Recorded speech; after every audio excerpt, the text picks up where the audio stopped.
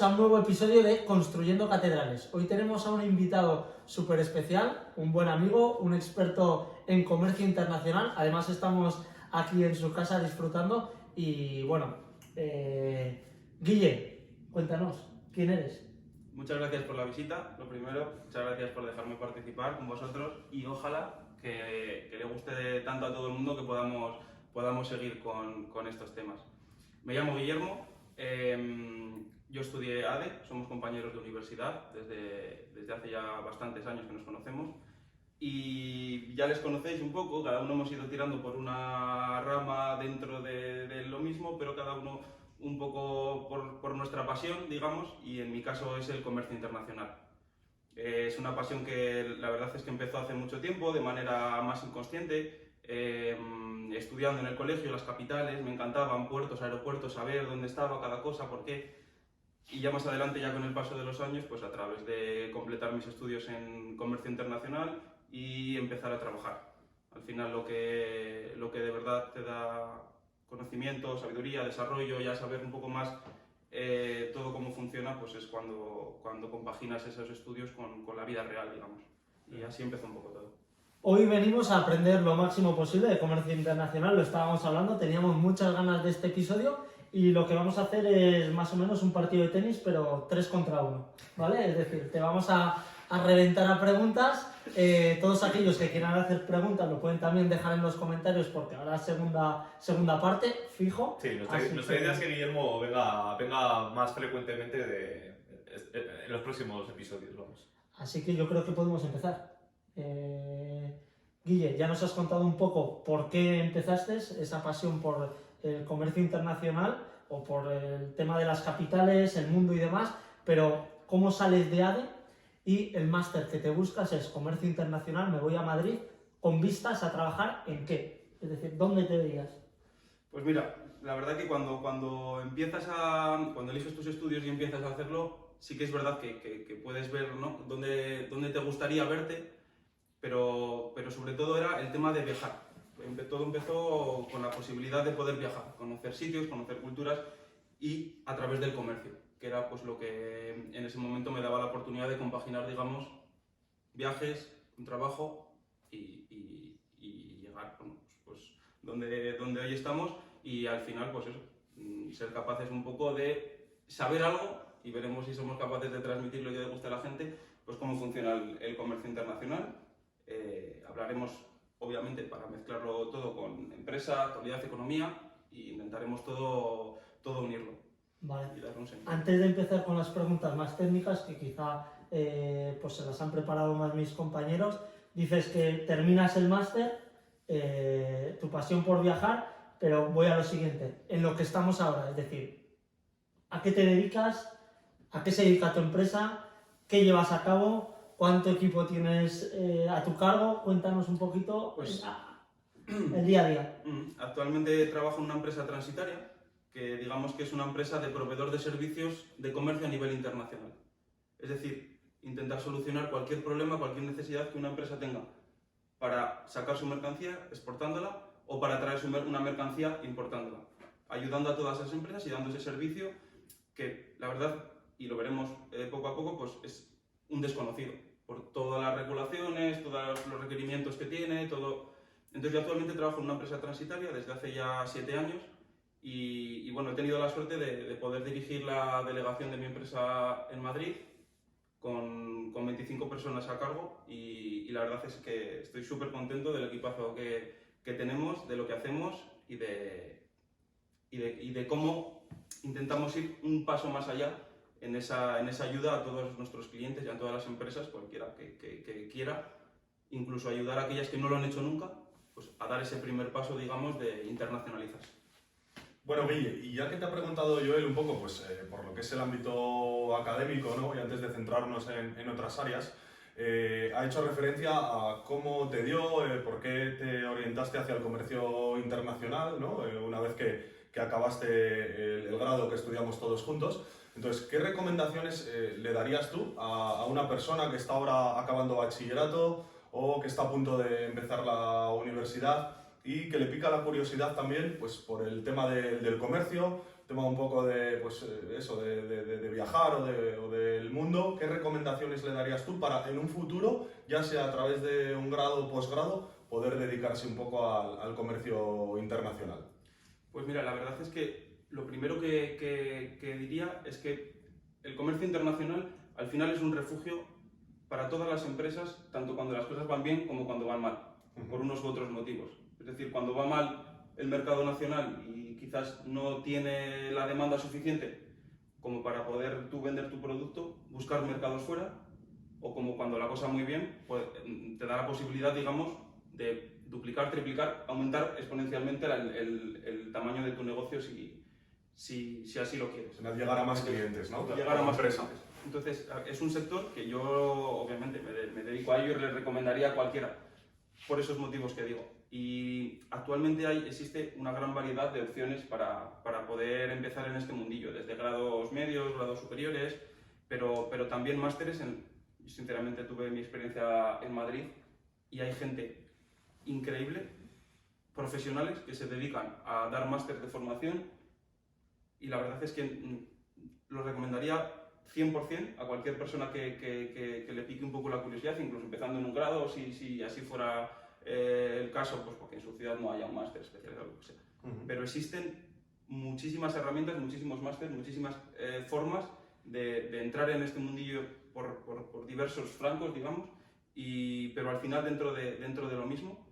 Y la verdad es que existen grandísimos profesionales en este país referente a eso. Y he de decir, ya por un poco por dar un poco más de introducción, que España es un país, digamos, pionero en cuanto a los sistemas que utiliza, tanto a nivel país, quiero decir, en relaciones con otros países, tanto dentro de la Unión Europea como hacia el resto del mundo, pionero en las herramientas que se disponen para poder hacer todos esos trámites, para poder lanzarse al mercado internacional. Y al margen de lo que es la educación reglada, ¿tú qué consejos le darías a una persona si realmente se quiere introducir en ese mundillo? Es decir, ¿hay alguna cosa que tú digas, pues mira, es mejor que te desarrolles en esto, o en YouTube, por ejemplo, puede haber referentes también que se dediquen a esto, libros que tú consideres? Pues mira, a ver, canales de YouTube hay, es decir, que también he de decir que no tantos como igual hay en otros sectores. Sí que es verdad. Igual es algo muy específico, ¿no? Es algo bastante específico, igual algo tan concreto que no tiene igual, digamos, pues como otros youtubers actualmente que revientan, pero no existe, digamos, ningún canal de YouTube puntero. O sea, que tú sí que recomendarías en este caso la formación reglada. Formación reglada me parece una muy buena forma de iniciar. Actualmente existe un título.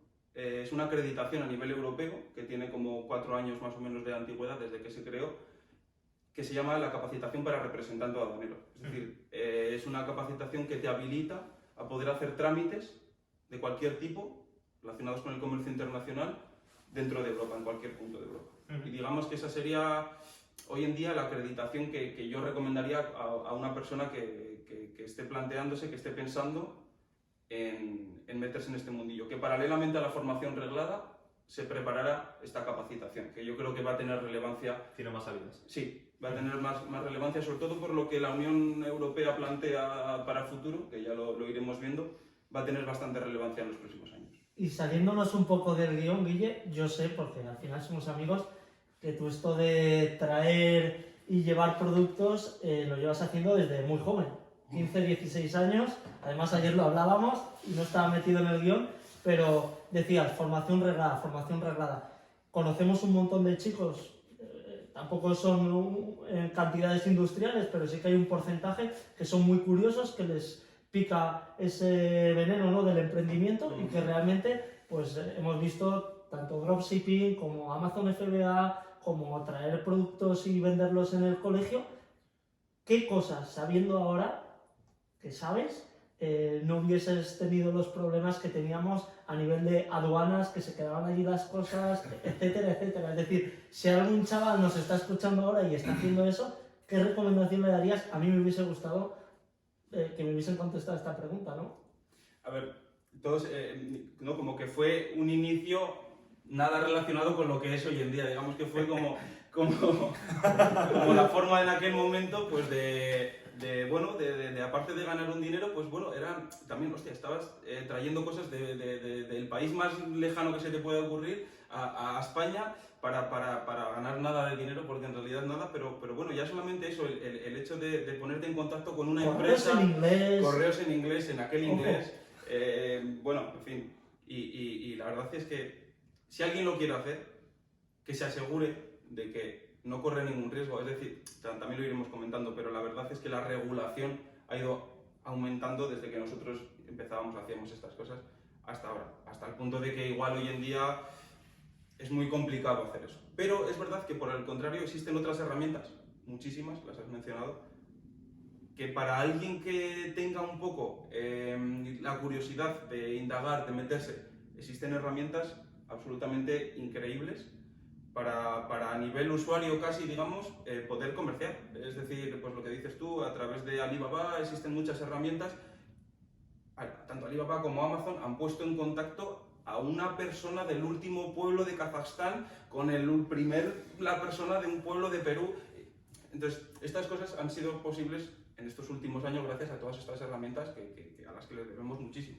A mí me parece brutal, no sé qué pensáis vosotros, Abel y Valen, pero fijaros lo potente que hubiese sido, por ejemplo, en ADE, en segundo de carrera, decir, hazte un canal en Amazon FBA y ponte a hablar con gente en inglés e intenta hacer algo. Es decir, que parte de la matrícula sea generarte un perfil y hubiese sido súper potente. Es decir, creo que casi tenía que haber sido una asignatura obligatoria en el sentido de hubiésemos visto cosas que a nivel práctico, pues ciertas asignaturas, que lo hemos hablado 1000 veces, pues no nos han... Sí, al final lo de meterte directamente en la práctica es eso, que te avanza, o sea, al final te va a traer problemas que es como que te hacen avanzar años de golpe, ¿no? Es decir, tú puedes estar estudiando la teoría, no sé qué, no sé cuál, pero al final lo que realmente te va a dar la experiencia y lo que te va a dar la sabiduría, por así decirlo, es meterte en el meollo.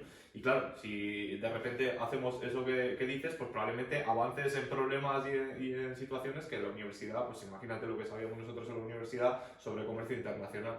No sabíamos absolutamente nada, desde luego. Es más, creo que cuando abordas algún conocimiento también desde la parte práctica, comprender la teoría siempre es mucho más difícil, siempre es mucho más fácil, perdón, Claro. creo. Sí. Entonces, bueno, ya, Guille, volviendo un poco a lo que estábamos hablando, me lo has dejado votando porque has empezado a hablar de regulación. Y una de las cosas que queríamos hablar en este episodio, en esta conversación, es acerca de regulación, ¿no? Ya no solo vuestra empresa, sino también para aquellas empresas que comienzan a exportar. ¿Cuáles crees que son las principales trabas que existen hoy en día, si quieres empezamos por España, a la hora de comerciar con el exterior?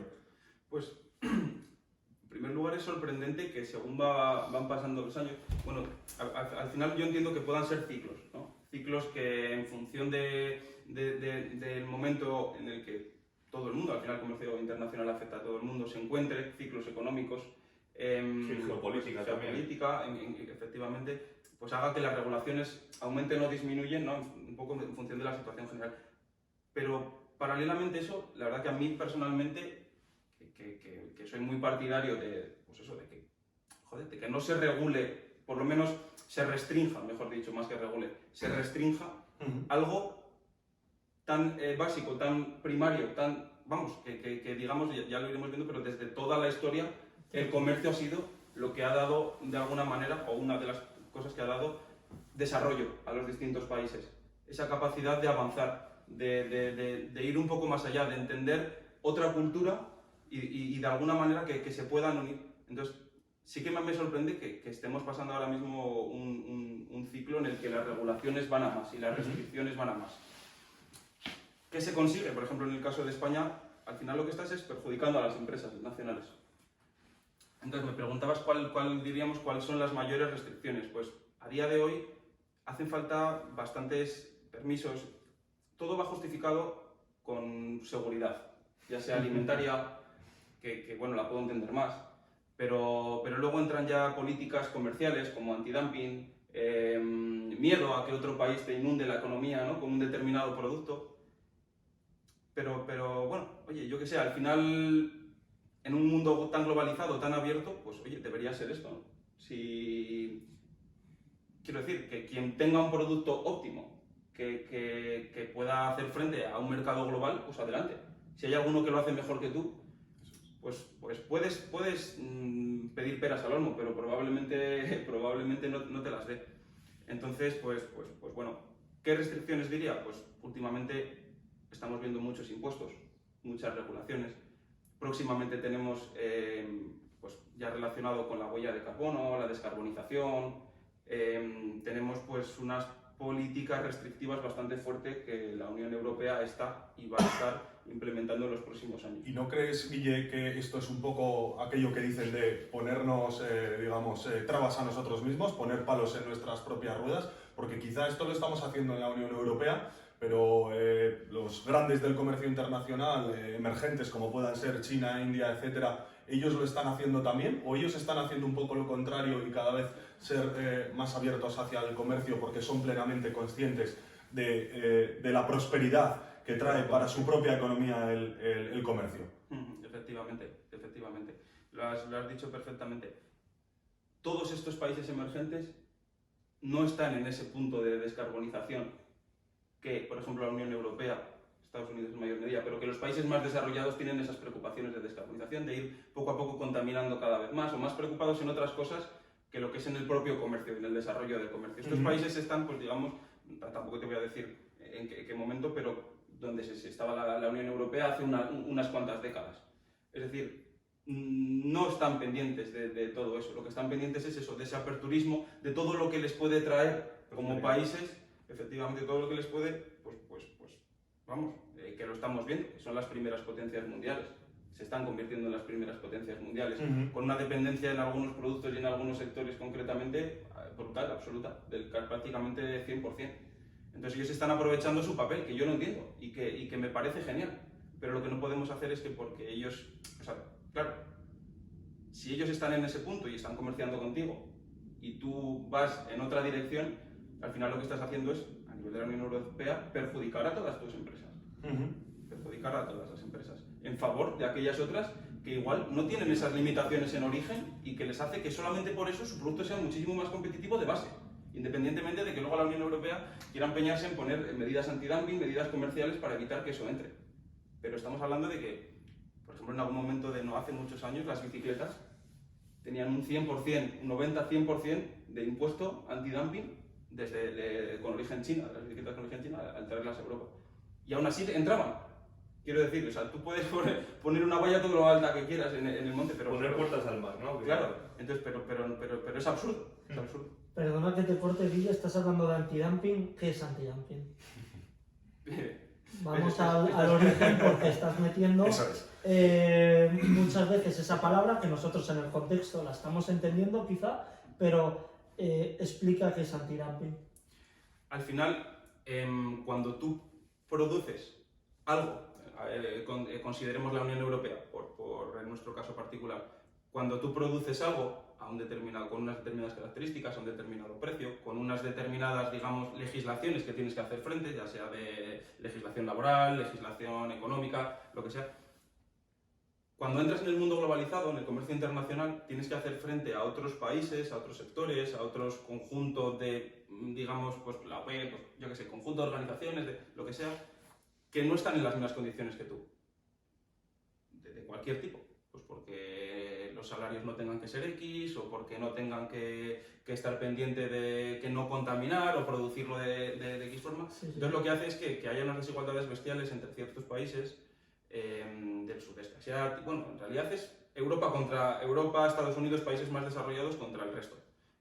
No puedes hacer frente a esas condiciones con las que ellos producen sus productos. Entonces, de alguna manera, lo que la Unión Europea, en este caso por coger el ejemplo, hace es evitar que esos productos, al traerlos a Europa, inunden el mercado y haga que lo que aquí no se puede producir por debajo de 20, viene de China por 4.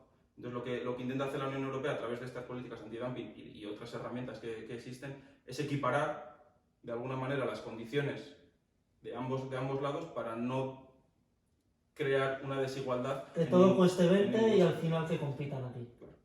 Que es lo que hablábamos. Para hacer un símil con esto, justamente el otro día nos hicieron un comentario en Instagram de un chico que nos hablaba si podíamos comentar un poco sobre el precio del cereal, ¿no?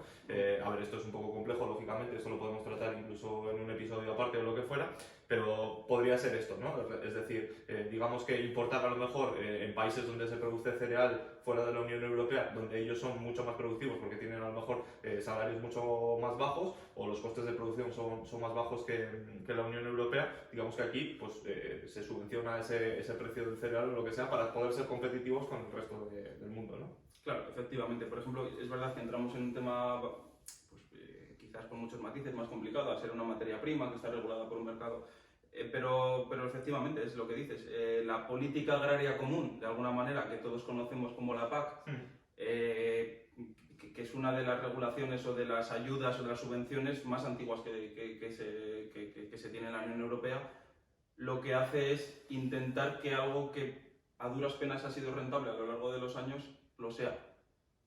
Pero claro, cuando entras en un mundo globalizado, lo que estamos diciendo, en el que pues es que el coste de traer un contenedor de cereal del otro punto del mundo no es tan alto como para no traerlo.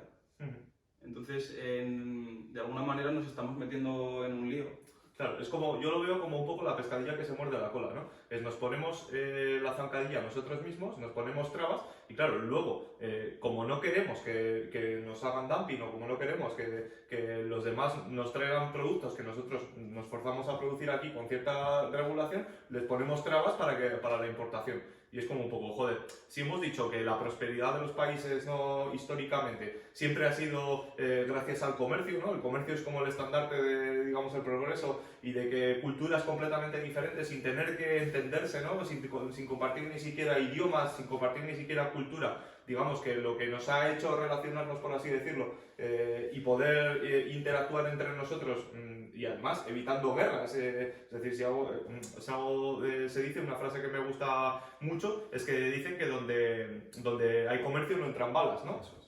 Es una frase bastante buena, es decir, yo no tengo por qué compartir ni tu religión, ni tu idioma, ni tu cultura, ni nada por el estilo, pero sin embargo podemos comerciar. ¿Por qué? Porque tú haces una cosa que yo no sé hacer y bueno, pues me interesa comerciar contigo porque tú a lo mejor necesitas una cosa que yo tengo.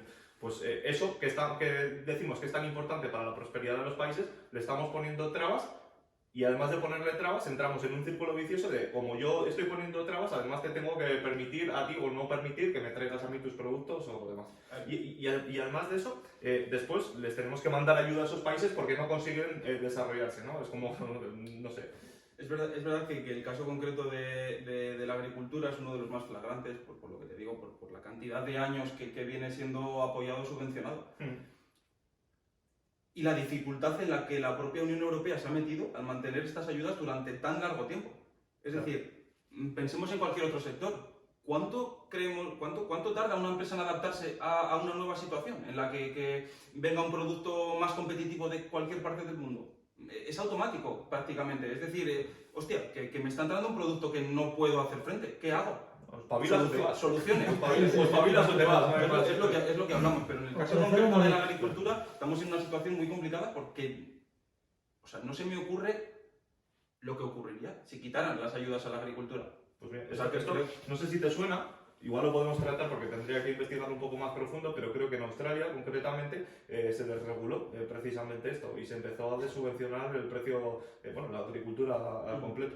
Tendría que, antes de dar así detalles aquí en directo, tendría que mirarlo un poco, pero creo que es un caso de éxito donde ha habido una desregulación bestial y donde se sigue produciendo cereal y de forma competitiva. Yo lo veo muy bien que podemos tratar en un episodio el tema del sector primario y cómo estamos viendo que grandes empresarios están viendo una de las oportunidades en cuanto a inversión de empresas de este sector primario. Hablábamos el otro día de inteligencia artificial, criptomonedas, que ahora todo el mundo parece que vamos allí, el objeto brillante, ¿no? que hemos hablado alguna vez, y cómo estamos descuidando eso, pero hay alguno que obviamente pues es más listo que todos nosotros, que sí que se está fijando en esas empresas del sector primario, en concreto, pues cuando hablabais de la agricultura, pues cómo conseguir miles de hectáreas utilizando un 70% menos de agua, etcétera, etcétera. Entonces yo creo que esa parte, que también la he escuchado, un día podíamos verla. Yo tenía una pregunta, Guille,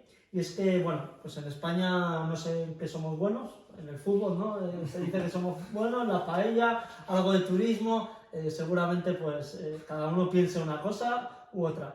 El tema de comercio internacional no se trata, pero yo sí que tengo escuchado pues, que tenemos uno de los grandes puertos a nivel mundial. No sé si es porque somos la puerta de entrada a nivel de la otra parte del charco. No sé si esto es así o nos lo han vendido así. A ver, lo primero, España tiene muchísimas cosas buenas que no se cuentan tampoco así en el día a día.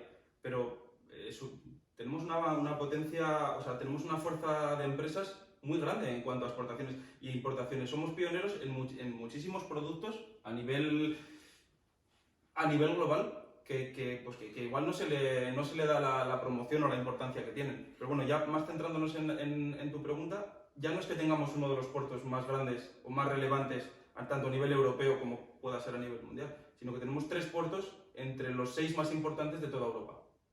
Entre ellos, digamos, bueno, son Barcelona, Valencia y Algeciras. Tenemos Algeciras, que es el eje del comercio mundial. O sea, estamos hablando de...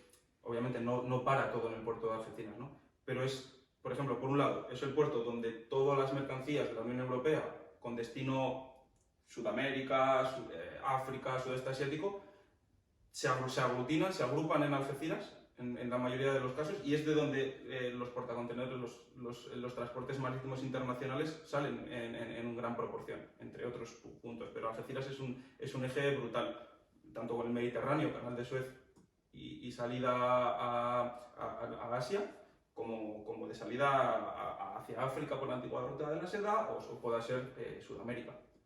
Pero ya te digo, tenemos 3 de los 6 puertos más importantes de toda Europa, tanto de volumen como de importancia, como de centro de atención a nivel mundial. Bueno, ahora que volvemos ya un poco a hablar otra vez de España, Guille, a mí sí que me gustaría preguntarte cuáles crees que son las principales ventajas para una pyme, por ejemplo, en España, que lleva, no sé si años o décadas de trayectoria y quiere empezar a expandir su mercado, a tener, digamos, nueva clientela y se está planteando el exportar, ¿no? Entonces, ¿cuáles crees que son las principales ventajas y qué recomendaciones, qué plan de acción le propondría a alguien que tiene experiencia en el comercio internacional a este tipo de empresa? Pues mira, por empezar por algún sitio, no tener miedo. Yo diría que sería el primer punto, es decir, cualquier persona que de repente diga, joder, pues por el motivo que sea, que ahora los vamos analizando, como me preguntabas, pero por el motivo que sea quiero abrirme, pues no tengas miedo. Es decir, la gente dice, joder, ¿y cómo voy a mandar yo mi producto a un pueblo perdido de la India, ¿no? Pues como ya anticipábamos un poco también, existen muchísimas herramientas, pero por concretar, pues la Cámara de Comercio, las distintas cámaras de comercio, son una herramienta increíble que de verdad creo que sí que ayudan en el sector del comercio internacional, que sí que ayudan de verdad a las empresas. Así como las distintas oficinas comerciales, entre las cosas que te decía que España era muy bueno. España tiene una red increíble de oficinas comerciales en prácticamente todos los rincones del mundo. Oficinas que, aunque a priori pueda parecer, ¿no?, que dices, joder, pues bueno, pues eso yo vendo tuercas, ¿no? ¿Cómo voy a acceder yo a esas herramientas? Son accesibles perfectamente a toda la gente, a cualquier persona. Y ya te digo, cámaras de comercio, oficinas comerciales, serían, digamos, los primeros pasos donde, porque claro, es verdad que no es difícil, pero que necesitas una guía, una formación inicial. Pero estas 2 herramientas son muy útiles y se las recomiendo a cualquier persona que quiera empezar a investigar acerca de la internacionalización. Luego existen empresas, que es, por ya un poco detallar más, que es como la que yo trabajo, que nos dedicamos a dar este servicio a esas empresas que lo necesiten. De tal manera que, bueno, que se puede conseguir desde una empresa que nunca ha exportado nada, mandar la mercancía, lo que decía, al último pueblo de Japón, y con nuestra ayuda, al final termina siendo muy fluido. Es decir, da miedo, pero no deja de ser como si tú vendes a alguien, tú eres de Santander y vendes a alguien en Cádiz. Es decir, hay un poco más de regulación, algún requerimiento documental, legal, pero con la ayuda de alguien que te vaya guiando, no tiene mucha complejidad, sobre todo de cara a las exportaciones. Vamos a dejar las importaciones para otra pregunta, pero las exportaciones sí que de alguna manera se promueven, se facilitan desde España, desde la Unión Europea, porque al final es lo que hace que las empresas que tenemos crezcan y salgan fuera y ganen relevancia de alguna manera. ¿Cuáles serían los motivos para que yo considero para que una empresa considere o digamos, se plantee abrirse a comerciar? Los motivos son todos los que te ocurran. Es decir, no hay ninguno, no te daría ningún motivo para que una empresa no lo haga. Independientemente del tamaño, lo sabemos, una empresa online, digamos, no tiene tamaño, nadie sabe lo que hay detrás. Es decir, tú le das el tamaño a tu empresa que quieras tener. Es decir, nadie tiene por qué saber que sois 4 personas que hacéis tuercas en una garaje. No es eso. El comercio internacional supera todo eso, digamos. Y lo que hablábamos también un poco al principio. Tanto en tiempos de bonanza económica como en tiempos de dificultad económica, es la herramienta que nos ha permitido durante la mayor parte o una gran parte de la historia bueno, pues de que las empresas perduren y de hacer un poco, pues eso, sacar lo que tenemos bueno en España hacia el exterior. Claro, es más, Guillo, perdona que te corte, pero yo sí que recuerdo principios de la década anterior, estábamos, digamos, todavía dando los coletazos de la crisis financiera del año 2008, crisis de deuda en Europa, las empresas pasándolo muy mal, el consumo en mínimos desde hacía muchos años, dentro de España, por ejemplo. Entonces sí que recuerdo que aquellas empresas que mejor lo estaban haciendo y que mejor estaban un poco pues surfeando esa tempestad, eran aquellas que exportaban y que su cifra de negocios, digamos, en gran parte provenía de fuera, ya no de España, sino incluso también de la Unión Europea, de otros mercados, puedan ser emergentes, que estaban pues surfeando mejor esa tempestad, ¿no? Entonces yo ahí creo que se entiende bastante bien que es un poco el comercio internacional, un refugio también para tu empresa en el momento que las cosas puedan ir mal, ¿no?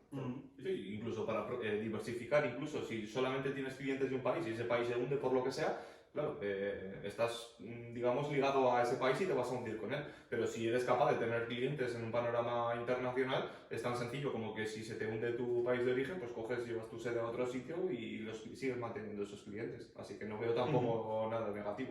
¿Tú crees que una empresa, por ejemplo, podría morir de éxito? Es decir, que por exportar demasiado podría tener problemas. A ver, ese sería su menor problema. Bendito problema. Bendito problema.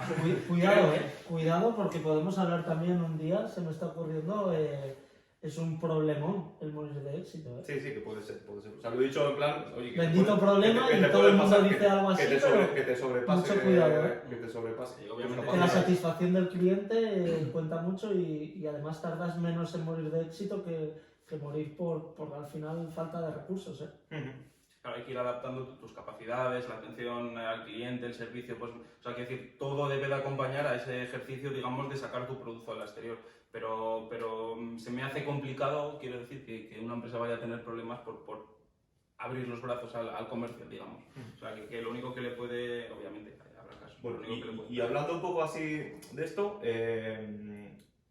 hablando, pues eso, que tengo una empresa, ¿no? Y que ya sabemos igual cuál sería el primer paso, ¿no? Por lo que has dicho, pues ir a una cámara de comercio, es decir, yo soy una empresa que quiero expandirme, lo primero que tú les recomiendas pues sería ir a una cámara de comercio o asesorarse en una empresa que se dedique a esto.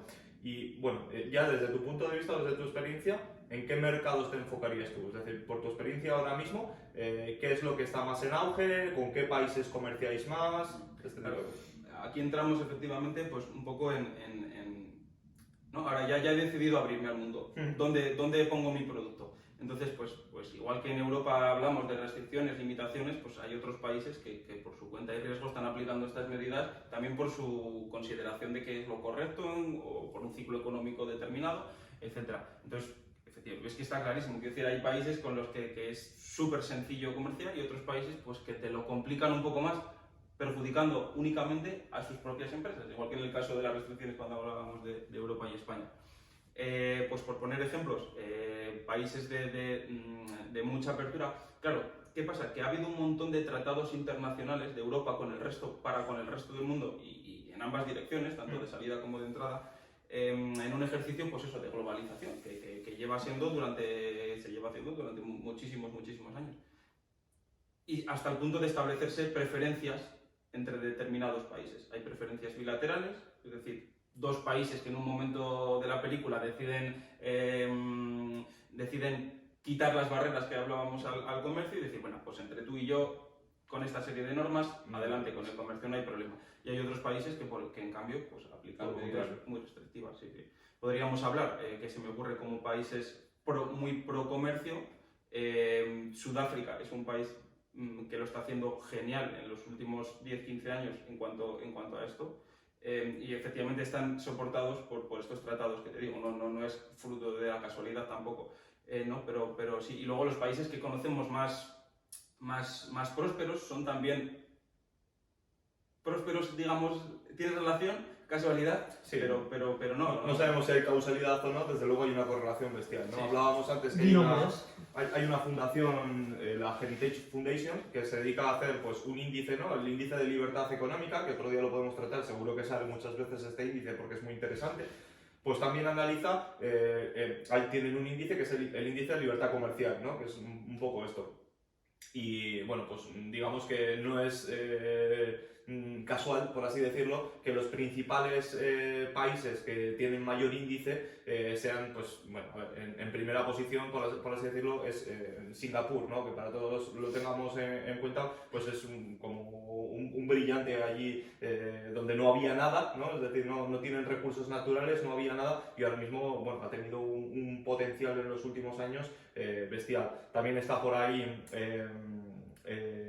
Suiza, Nueva Zelanda, Australia, es decir, son países que no solamente es por tema de comercio, bueno, o sea, no sabemos si es causal o no, pero desde luego esa correlación está ahí.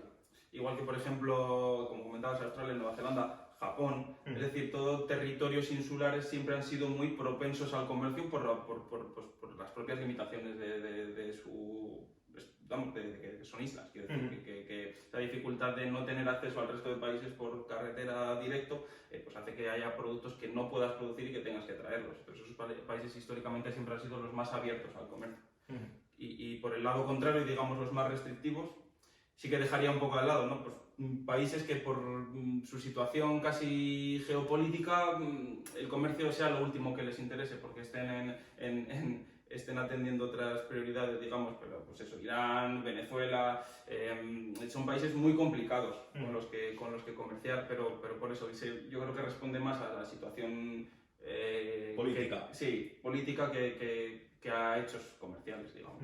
Yo tengo una pregunta en plan curiosa, como cuando venía alguien al colegio y era famoso y le decías, oye, ¿y tú cuánto cobras, no? Pues yo me hago la pregunta contigo, es yo que hago tuercas, llego a tu empresa, te pregunto, oye, quiero empezar a exportar. ¿Cuál es el intercambio? ¿Es por cifra de negocio? ¿Es un porcentaje? ¿Es un fijo? ¿Cómo voy a saber yo que puede plantearse la posibilidad de tener un margen aunque me abra un comercio internacional? Es decir, para dar el paso tengo que saber qué márgenes puedo tener. Entonces, ¿cómo lo gestionáis esa parte? O sea, el éxito de empresas como la nuestra es saber adaptarse a las necesidades de cada empresa. Es decir, te diría que hay tantos casos particulares como empresas hay. No hay planes cerrados, ¿no? Claro, no, ni mucho menos, porque dependiendo del producto, pero también dependiendo dónde estés, dónde quieras llevarlo, dónde tengas socios, o si no conoces ningún socio, ¿no? Dónde llegar. Pero sí, a través de, por ejemplo, de la Cámara de Comercio que mencionaba antes, hay una especie de vivero de empresas a nivel mundial, dividida por sectores, donde tú casi puedes ir a ver, ¿no? Y ver que, joder, pues, ¿con qué empresa podría comerciar en Perú? Y casi a través de lo que te digo, estas herramientas, podrías casi llegar, ¿no? Sin saber nada, digamos, con 4 tips, podrías saber llegar un poco a qué cliente o quién se dedica a lo mismo que tú en otro lado, o en actividades complementarias, ¿no? Lo que me preguntabas también en cuanto a márgenes, costes y demás, el coste que puede tener un servicio como el que ofrece nuestra empresa es mínimo para los beneficios que pueden reportar. Es decir, lo que nosotros podemos cobrar es nada, es una, digamos, es una tasa es que no tiene ni importancia, diríamos. Es decir, no significa ni un 1% de lo que sería la operación. Siguiente sponsor del podcast. Barre para casa, No decimos el nombre, pero Pero estamos abiertos a hablar, ¿no? Que como el mínimo... Lo que quiero decir es que el beneficio es tan grande que lo que te pueda Vale, cobrar vale. cualquier empresa por darte el servicio de ayudarte a dar ese paso, de ayudarte... Es algo a lo que tú solo por irrelevante. tu cuenta no vas a poder acceder. Entonces el beneficio es tan grande que, bueno, pues por lo que te cobren, imagino que seréis una empresa pues que baséis vuestro negocio en rotaciones, ¿no? Es decir, en mucho volumen de mercancías y ahí es donde... Claro, donde sacas efectivamente, es mercancía. tener grandes clientes que tú ayudes a crecer tanto que te termine reportando un propio beneficio. Es decir, un cliente que pueda... a ver, un cliente que no haya exportado nunca, ¿no? Y diríamos, lo dejaríamos en un caso más particular, porque habría que hacer un ejercicio inicial de ver qué capacidades tiene, de ver qué posibilidades tiene, ¿no? De hacer frente, digamos, a que, joder, te vaya bien y mañana tengas que triplicar tu producción, ¿no? Si de repente consigues eso, pero no eres capaz de adaptar tu producción, es un morir de éxito que decíamos antes. Entonces, ese sería un caso particular, pues, las empresas que nunca lo han hecho, que quieren empezar. Pero en cuanto a las empresas que ya están un poco de alguna manera abiertas o expuestas al mundo internacional, los beneficios son grandísimos. Y eso, solo el hecho de, imagínate, una empresa que solo comercie con un país, hay más de 200 países en el mundo. Es decir, con que solamente pases de un país a 4, estamos hablando de que las oportunidades son lo que te dé la mente para pensarlas. Obviamente tiene que ir acompañado de un buen equipo, de un buen trabajo, de un buen producto. O sea, todo esto tiene que estar en un mercado nacional e internacional, ¿no? Partiendo de esa base, digamos. Pero las oportunidades son todas las que quieras. Yo, Guille, me gustaría preguntarte algo que casi quería hacerlo desde el principio, ¿no? Pero creo que es un poco el momento.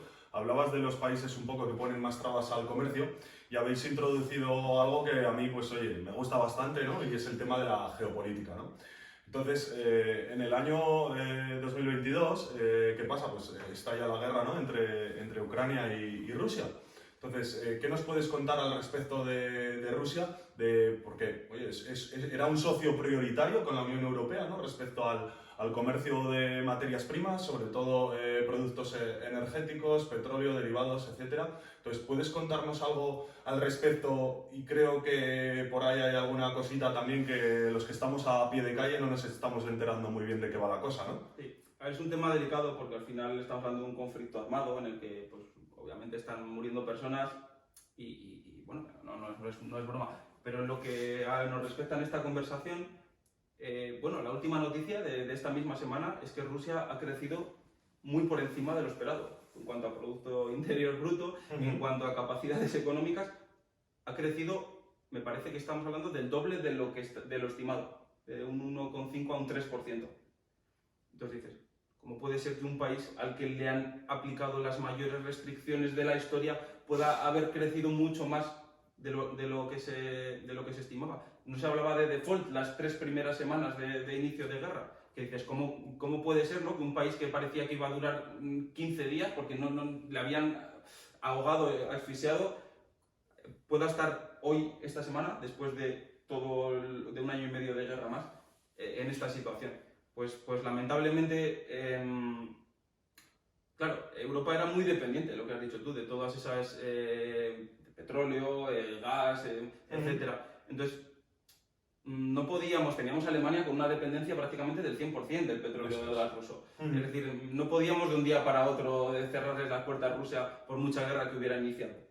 Entonces, tampoco vamos a entrar mucho en detalle, pero el petróleo ruso está llegando a Europa de la misma manera que lo hacía antes del conflicto. Absolutamente de la misma manera, a través de otros socios, pero está llegando el mismo petróleo a la Unión Europea.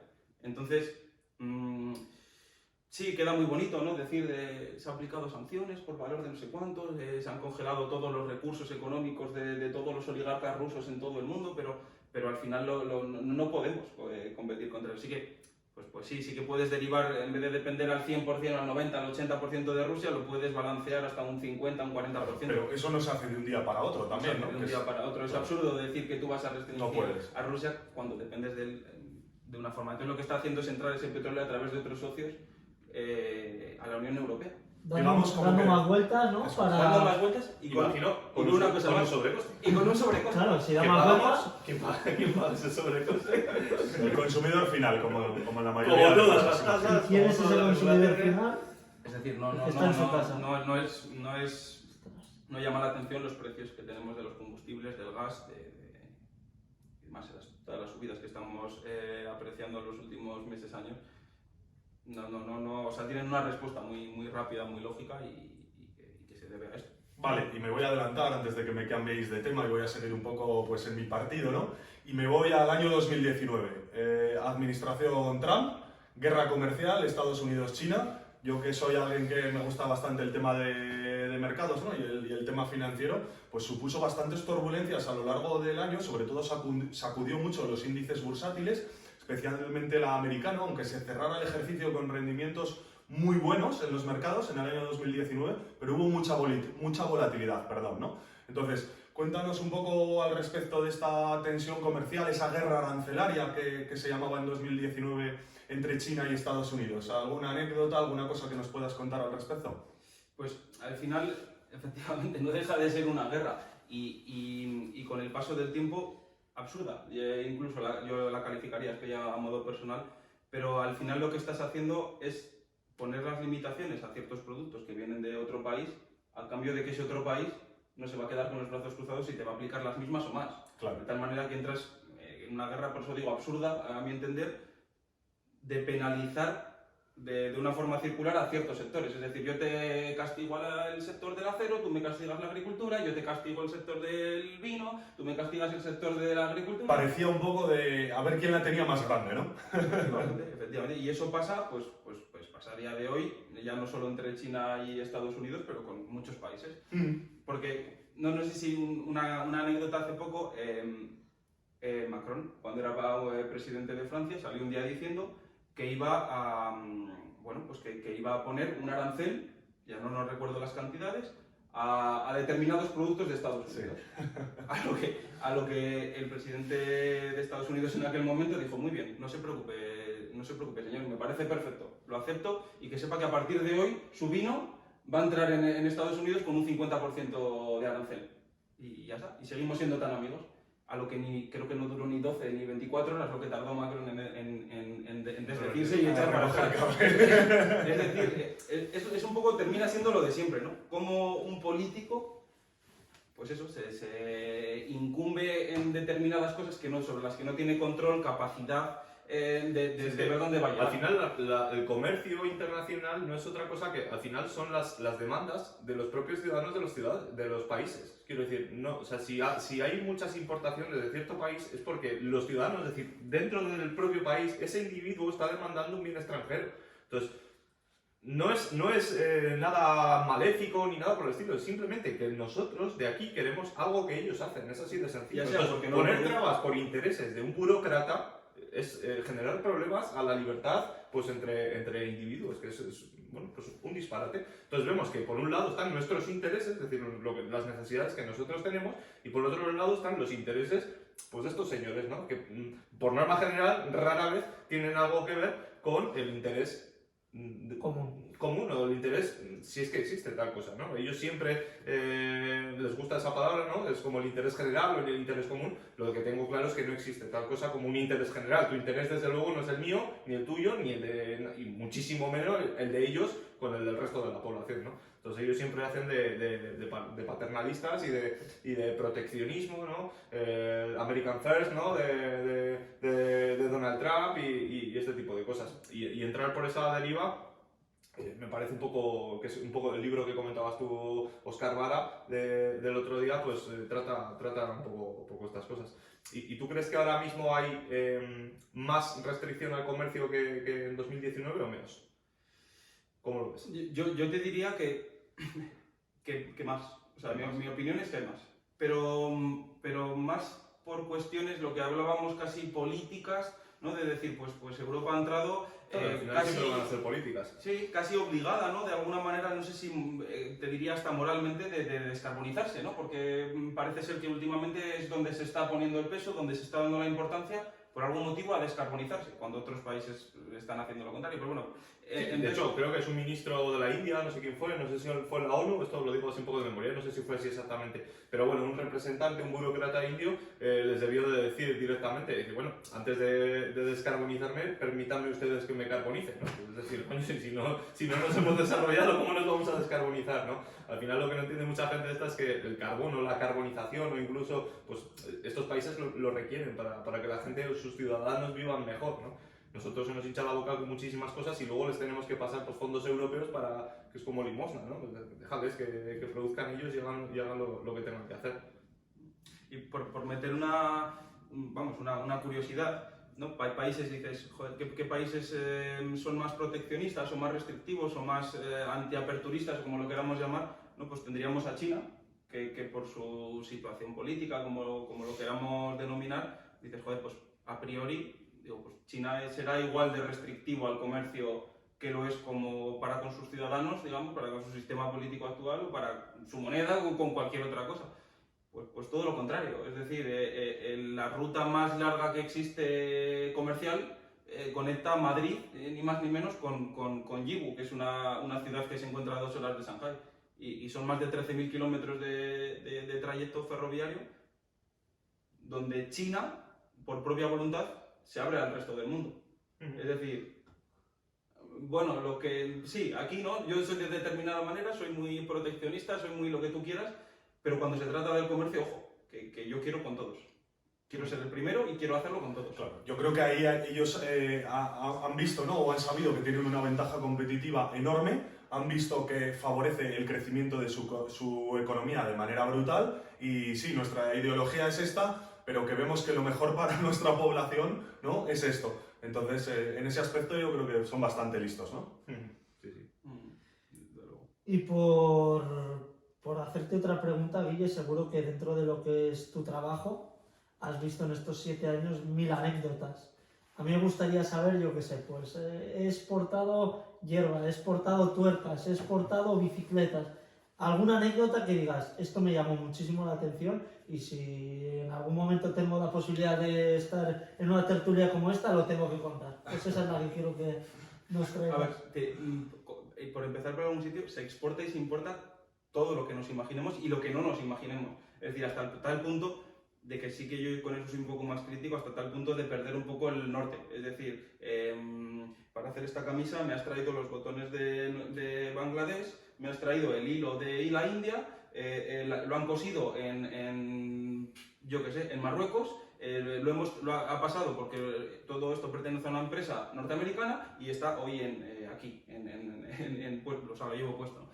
Ahí sí que soy un poco más crítico, pero bueno, podemos ir, pero se exporta y se importa todo lo que nos imaginemos, pero infinidad de cosas, o sea, estoy hablando hasta la arena de los gatos, por ejemplo, Japón es una potencia en cuanto a la importación de esa arena de gatos. No sé, hay muchas curiosidades. Por ejemplo, nos pasó hace ya unos años traer un producto de Ecuador. Un producto que era una ginebra, pues de estas ginebras, digamos, más modernas ahora que llevan pues esencia de o raíz de o algún componente de estos, ¿no? Que son tan modernos, que tanto nos gustan, que tan bonitas ponen las copas cuando estás por ahí. Y esa misma empresa tenía una sede en algún punto de Europa, no una sede, pero una pequeña productora que lo hacía tanto en Ecuador como aquí. Entonces nos encontramos con que ese producto, cuando lo quisimos traer de fuera, no era viable, no era posible, porque había un componente en una proporción del 0,0002 que no cumplía con la legislación europea. Pero esa misma ginebra se estaba produciendo en Europa con esa misma esencia y no había ningún problema, ¿no? Por ejemplo, esto es muy curioso, que hay veces pues eso, que intenta restringir cosas que hasta tal punto de que pierde el sentido. De decir, bueno, pues, pero ¿esto por qué? ¿Por qué creas estas desigualdades? Al final son medidas proteccionistas o medidas de seguridad o medidas sanitarias, es que te lo pueden encubrir de muchas formas, ¿no? Fallos de regulación, ¿no? Hombre, yo me imagino que al final, esto completamente de la ignorancia, lo digo, pero hay gente incluso en este propio país, en España, ¿sabes?, que sacan pecho hemos sacado 4.500 páginas del BOE, ¿no? O cosas que dices, es como, vale, excelente, ¿sabes? Y lo dicen como que fuese algo positivo.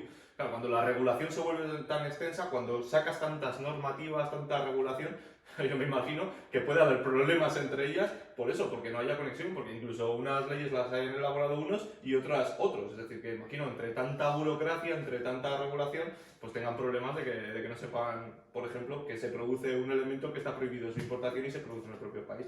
hasta que tú tienes que ir, una empresa privada, a través de ayudas con embajadas, oficinas comerciales que hablábamos al principio, hasta que consigues demostrar que no tiene ningún sentido. Pero claro, ya son meses, son unos costes que no te puedes hacer una idea, y que ese importador aquí en España no se arriesgó nunca jamás a volverlo a traer. Entonces, pues bueno, sí que pueden darse situaciones de este tipo.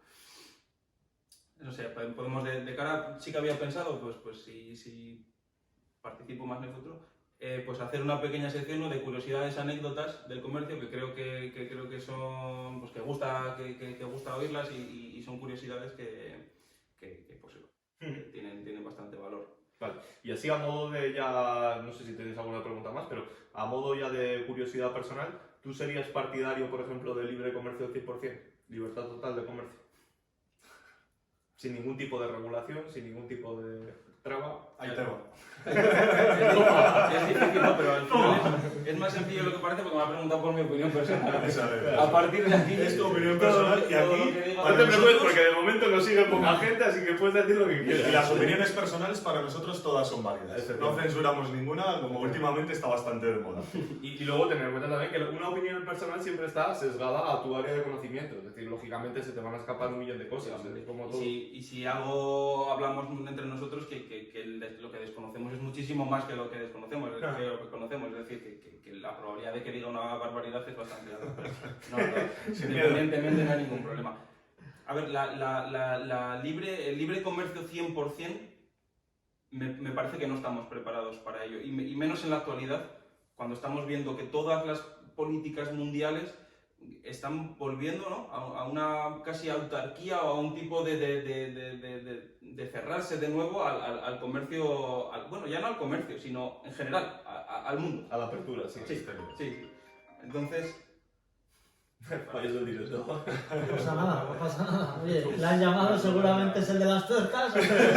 Seguimos. Efectivamente. Y entonces es complicado, ¿no? Ese 100%, pues porque tienes a países como Brasil que de repente se cierran, tienes países como Estados Unidos que, dependiendo de qué gobierno tenga, dice que por aquí no. Entonces hay muchos países que están intentando hacer la guerra por su cuenta, que complicaría mucho todo esto que hablamos del 100%. Pero en un escenario ideal, a mí me parece bien que se pudiera hacer. Lo que sí que es verdad que se van a crear probablemente desigualdades, es decir, no todas las empresas tienen la misma capacidad de adaptarse a una nueva situación que otras. Por poner un ejemplo, yo que sé, pues igual me lo invento, la Acciona, ¿no?, tiene una estructura y una capacidad a nivel mundial que si el comercio de repente fuera libre en todo el mundo, tendría mucha probabilidad de éxito y de saber adaptarse a esa nueva situación. Pero todas estas pequeñas empresas, que en España son tan características, pequeñas y medianas empresas, sufrirían probablemente en un alto porcentaje. Sí que es verdad que quedarían aquellas que mejor lo hicieran, que es lo que siempre comentamos, pero sí que a corto plazo crearía unas desigualdades y una serie de situaciones complicadas de explicar. Claro, y yo me imagino que luego una cosa es lo que tú quieres hacer y otra cosa es lo que la fuerza, ¿no?, lo que el Estado o el resto de los estados te permitan hacer, ¿no? Porque hace unos días, hace un tiempo, hablamos de Milei, ¿no?, y de que quería abrir, lógicamente, él como libertario quería abrir el comercio a todo el mundo, ¿no? Y claro, uno de los problemas que tiene es que, como ahora mismo, por esto que hablamos de la geopolítica, se está tendiendo hacia dos bloques claros, ¿no? Es decir, ya lo estamos viendo, los bloques. Claro, aunque Milei, por ejemplo, sea partidario del libre comercio o libre comercio por completo, claro, Argentina podría servir de intermediario para que entrasen a Estados Unidos productos que Estados Unidos no quiere que entren, ¿no? Si Biden, por ejemplo, o Trump, el que esté, digamos, le gusta la autarquía, ¿no?, y cerrar el comercio y este tipo de cosas, y quieren importar cosas de ciertos países, Argentina, que podría tener libre comercio con Estados Unidos, o desde luego sería deseable para Argentina tener libre comercio con Estados Unidos, podría servir precisamente como puerta de entrada para Estados Unidos. Entonces, claro, Estados Unidos también me imagino que le podría poner trabas a Argentina y decir, no, mira, escucha, si tú tienes libre comercio con este país, yo no te voy a dar libre comercio con este otro. A lo que voy es que una cosa es lo que tú quieras, ¿no? Es decir, Milei como libertario le gustaría tener barreras abiertas con todo el mundo, y otra cosa, como digamos que entre países, por así decirlo, reina la anarquía, ¿no? Es decir, no hay regulación internacional, aunque a ellos les gusta decir que sí, pero digamos que es algo bastante anárquico en este sentido, pues claro, una cosa es lo que tú quieras hacer y otra cosa es lo que te permitan hacer el resto de los países. Y cada vez más, que es lo que decías, se están formando bloques más identificados, ¿no? Claro. A los que, por decisiones de políticos, veo que van a terminar influyendo en el comercio hasta tal punto de que países que históricamente vienen tratando, vienen comerciando, se encuentren en un momento en el que por decisiones políticas no pueden. Claro. Y me gustaría aprovechar para contar una anécdota, no sé si lo habéis visto en los medios, estos últimos días. Estados Unidos ha tenido que levantar el veto a Venezuela en cuanto a la importación de crudo. Es decir, aparte de lo que hablábamos antes de Rusia, ¿no? De repente te encuentras en una situación en la que dices, hostia, no tengo petróleo, ¿qué hago? Bueno, no tengo petróleo, o no lo suficiente, o no al precio que quiero, el motivo que queramos. Pero hasta tal punto, ¿no?, de tener que levantar a la principal empresa de petróleo de Venezuela el veto que le tenía desde hace tantos años, y volver a comerciar con ellos a niveles de 100.000 barriles al día, me parece, o una cantidad desorbitada. ¿No? Entonces, todas estas curiosidades, ¿no? Yo para mí es incluso lo que debería de regir, más que decisiones políticas, ¿no? Pero sí se dan situaciones, pues eso, un poco chocantes, ¿no? Claro. Yo creo que un político, ¿no?, o el mandatario máximo de un país debería de mirar, independientemente de las refriegas que tenga, el interés de sus propios ciudadanos. Es decir, oye, pues mira, yo voy a mirar por lo que quieran hacer, independientemente de que este tío me caiga mal o de las refriegas que haya podido tener, pues, Estados Unidos con Venezuela históricamente, ¿no? Es decir, es ahora evidente que no les queda otro remedio que abrir el comercio con Venezuela, ¿no? Pero si es bueno ahora, no era bueno hace 5 años, no era bueno hace 6. Tanto por un lado como por el otro, ¿eh? No estoy diciendo que unos sean buenos y otros sean malos, en absoluto. Pero lo que tengo clarísimo es que va a beneficiar tanto a un país como al otro. Entonces, ¿por qué no lo habéis hecho antes, Y no? esto cierra el círculo que comenzábamos, ¿no? Que el comercio está por encima de todo. No sé si queriendo o sin querer, si porque es lo que... ¿no? Es lo que al final en un mundo tan globalizado es lo que se pide, es lo que se necesita, lo que se requiere por parte de quién, los consumidores al final, y no queda... Yo al final entiendo que tenga que haber ciertos controles, cierta regulación por seguridad, ciertas cosas concretas, lo puedo llegar a entender, pero desde luego si me lo pones en un extremo y en el otro, es decir, en el no comercial o el comercial, no me cabe ninguna duda. O sea, ahí sí que no tengo ninguna duda. Entre la duda, libre comercio. Yo, chicos, creo que llevamos ya bastante rato hablando al respecto y podríamos seguir mucho más, pero creo que no debemos gastar todas las balas con Guille respecto al comercio. Entonces, no sé si queréis acabar con alguna conclusión o queréis que lo dejemos aquí y continuamos hablando otro día. Pues nada, yo por mi parte, muchas gracias por dejarme participar. Si os ha gustado, seguiremos tratando cosas de estas. Hay anécdotas muy curiosas de la quiebra, por ejemplo, de la primera empresa multinacional. No creo que no os imaginaréis cuál es, pero hay muchas cosas que tratar. Ojalá haya gustado, os haya entendido y... No es negociable que hagamos un segundo episodio con Guille. Lo que sí que es negociable es que si lo reventáis a likes, pues podremos venir otra vez a este set que habéis visto que es completamente diferente al que tenemos habitualmente, con lo cual si llegamos a una cifra, ¿cuál puede ser? 40, 50... Tampoco podemos poner... Venga, 50, si llegamos a 50, likes. segundo episodio aquí con Guille, así que por mi parte está. Muchas gracias, chicos. Hasta la próxima. Hasta la próxima. Nos vemos. Chao.